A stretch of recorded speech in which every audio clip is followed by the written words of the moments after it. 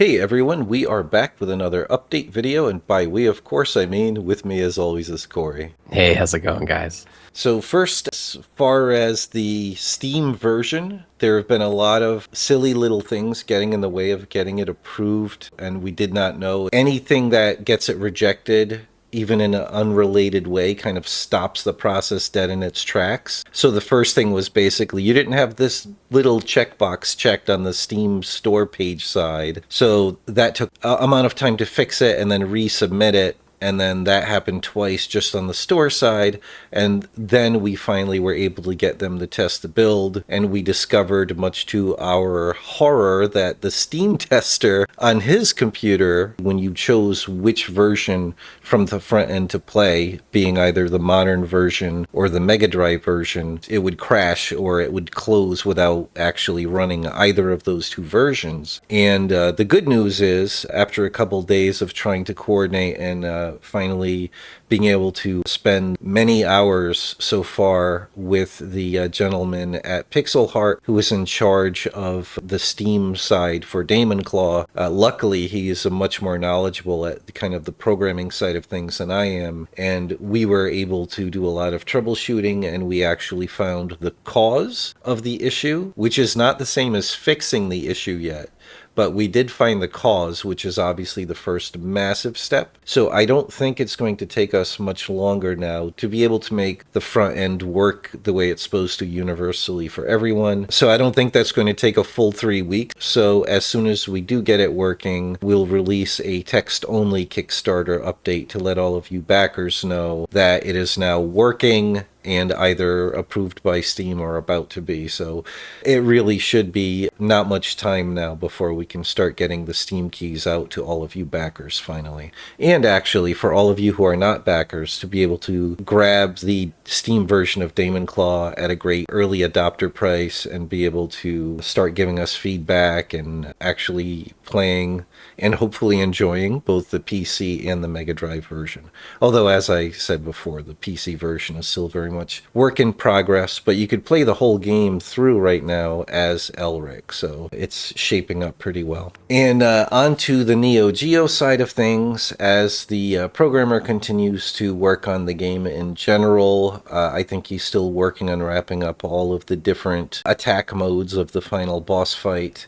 But aside from that, he's also been working with me to continue improving and working on Zardona and her gameplay. So her gameplay in general is really shaping up. In the last build I was able to play, a lot of things really clicked. That's kind of how it works as you start refining everything and can really spend a long time playtesting without glaring issues in the way. You really start to get a sense of what the rhythm should be for how that character what their strengths and weaknesses are and how to balance that and how to really make their interaction with the enemies enjoyable. And a lot of that really clicked. So I'm really excited about, over the next couple of update builds, really refining. But I've got some concrete ideas that should really put the final polish on her general gameplay. And obviously the other thing is, as we showed you in the previous video, the first of her special demon attacks. You saw the first demon in the previous video, and now we're going to show you the second one. Mike should be doing his job, future Mike, and putting in a gameplay clip of that. And so as you can see, he's a very, very handsome large-mouthed demon that comes down from the top of the screen and just does an enormous chomp with his giant mouth. Yeah. And kind of disappears. Yeah, that's his name in-house. His nickname is Chompy. And then he kind of disappears into a portal-like disappearing effect on the ground. But now I'll go into trusty ProMotion here and show you the actual pixel art, because I know it happens very quickly on screen in game, so you'll be able to see his design more. And I think I actually mentioned in the previous update video that with this particular character, I was going back and forth to finalize his design between the actual games and the illustration of the wizardess character, because the illustration will have all three of her special demonic attack creatures in the illustration with her. And so I was kind of bouncing back and forth between the high-res illustration and the sprite to finalize the design. So first I'll show you the pixel art version, and then we'll go show you the still work in progress. I was hoping to be able to finish it, but between the Steam issues, my day job, and the time it took to get this sprite animation done, I was not able to finish the illustration, but I will show you how that's coming along after we look at this actual in-game sprite art. So here is the initial frame of animation as he is coming down from the top of the screen.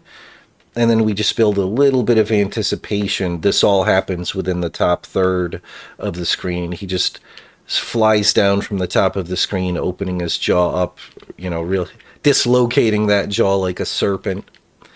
And then there's like around 40 something ish percent down the screen, almost halfway, he does the actual chomp. So we've got like an impact effect / motion blur. This effect kind of serves both purposes. Right. And you can see I put a little motion blur in his hand too, because it moves quite a bit in a short distance. So it's a very fast, jerky move, intentionally, obviously.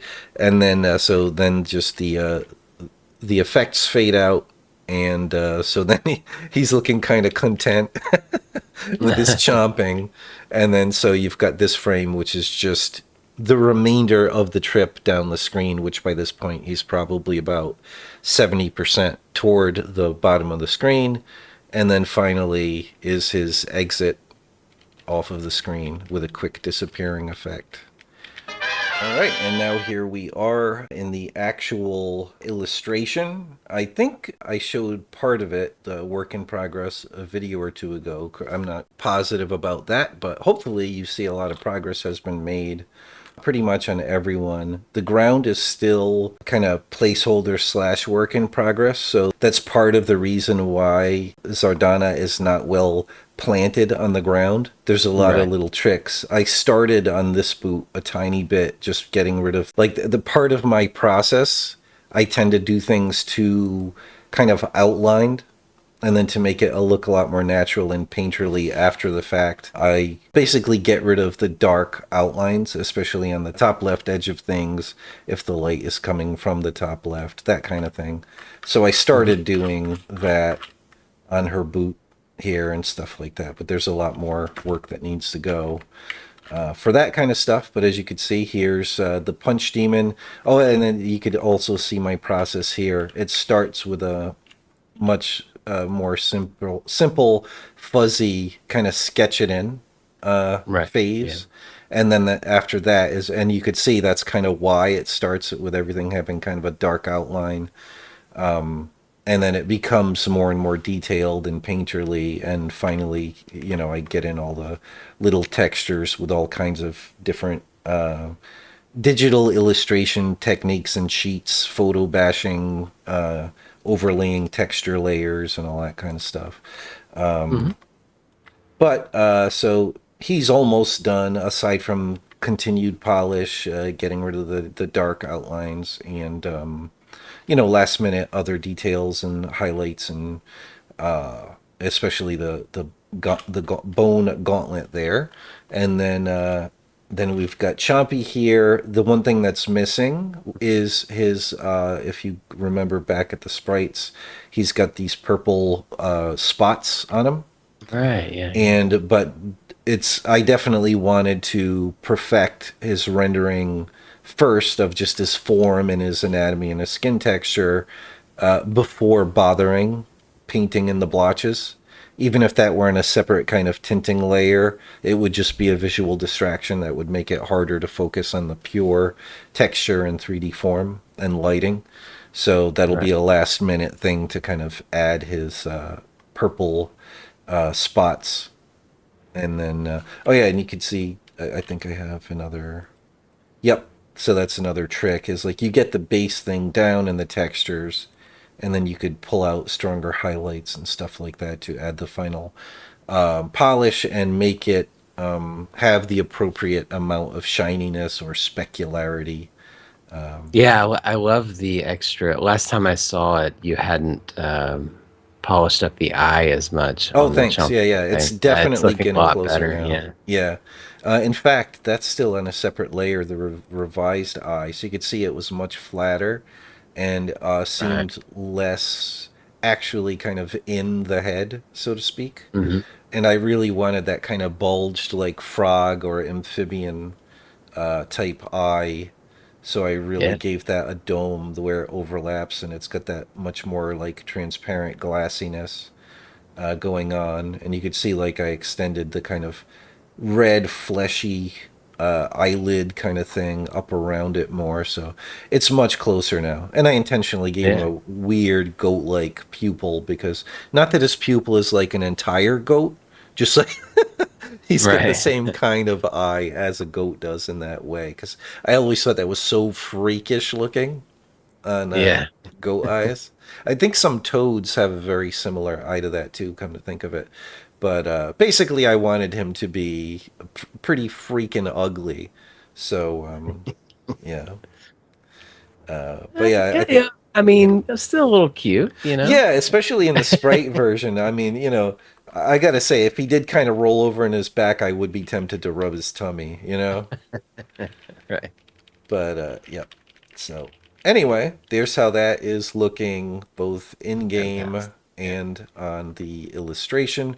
So you might be wondering, there is. I'm just going to tease you backers here because Corey already knows the answer. But you may be wondering how the heck we're going to fit a third demon in here on this Right. illustration. But there is, and then the part of the reason this foot here looks very strangely not on the ground is it's not on the ground. It's actually interacting with a part of that other final demon, so you'll see more of that later, hopefully in the next update video, but I'm not positive. That one's going to take quite a while to perfect, and then we don't know for sure how long resolving this Steam issue is going to take. And we've got I'm going to be busy with a lot of other DaemonClaw production management kind of responsibilities, coordinating on the Neo Geo side, and of course we still need to start wrapping up the all of the physical add-ons that some of you Hmm. backers backed for, which this is part of, obviously. But there's the other card for the second playable character that will appear in the modern PC version as well. The posters will be really quick. They're like 90% done. And the art book is also a high percentile done, but there's still some work that we need to do on that. But anyway, we'll keep you guys updated, and we're making good progress. Sorry about the delay on the Steam version, and of course a delay in general on the other versions, but there's just, like I said, nothing we could do about that except make it as worth your wait as possible by spending this extra time just adding as much extra work and love into the project as we can. And that's about it for DaemonClaw for this update video, but we did want to give you guys a quick update on what's going on with Metal Mac as well. Yes, we are 3 days away from the Wow. Kickstarter launch. Yeah, of Metal Mech. As a reminder, it's this Friday, November 21st. So yeah, head over to the Kickstarter page. We'll have a link in the description and follow the project. And this is a limited time that you can sign up for the BitBeam mailing list, which is very important for getting access to secret reward tiers and better prices on the project. Hey everyone, Future Mike here. We forgot to mention that we sent out a test email to every one of you who joined the BitBeam mailing list. So please check, if you've not received it, check your spam filter. And if it's not there, if you wouldn't mind, please email us at mail@bitbeamcannon.com and let us know that you did not get the test email. Thanks. Because once the campaign starts, your ability to do that will kind of be removed from the page, at least from the Kickstarter page. So we're gonna offer those prices for about a week, Yep. which is similar to the early bird prices, but you get that amount of time instead of having to jump on it before it runs out, because Right, the yeah. early backer, early bird ones, they're limited number, so they tend to go fast within the first day or two. So you'll have a whole week to be able to get the secret special reward tiers at the best price, and you get the exclusive hand signed by Corey, the creator of Metal Mac. Since you are the creator of Metal Mac, should I start calling you Mac Daddy? That's fine. That's fine. Yeah. All right. So you'll get a signed card by Mac Daddy himself, the creator of Metal Mac, which the only way to get that very exclusive limited hand-signed card is by joining the mailing list. And the mailing list is also just kind of a universal BitBeamCannon thing for future projects. So if you sign up, you'll get the secret reward tier links and stuff for our future projects as well, and other cool, fun behind-the-scenes info.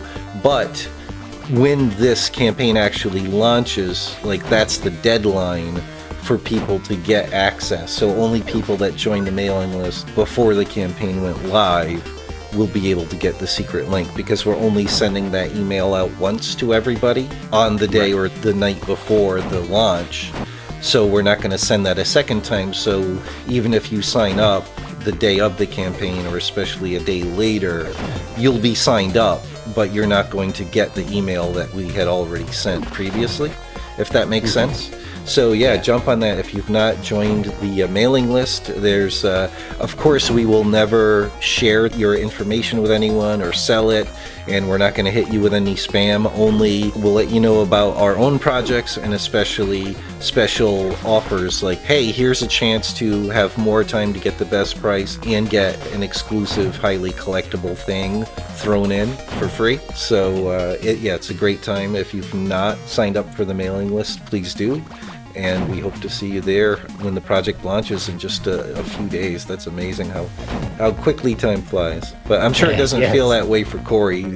He and my brother Chris have been busting their butts getting this campaign ready and continuing to work on Metal Mac the whole time. So, but anyway, yep. Well, and also, if you check out the pre-launch page, there is a limited amount of info there. There's a video there that we launched, yesterday here, but you can see a glimpse of what might be in the campaign for the reward tiers and stuff, and we may explain some more of that to you guys soon. But if you do have any questions about the project as well, just always feel free to ask, or DaemonClaw as well. Yeah, awesome. All right, well, that's it for this video. Thanks, as always, so much for watching, and we'll be back again not too long with another update video. If you enjoy our content and want to keep up to date on our games, please leave a like and subscribe. Also, if you want to support our projects, consider becoming a patron. The link's in the description, and we'll see you soon.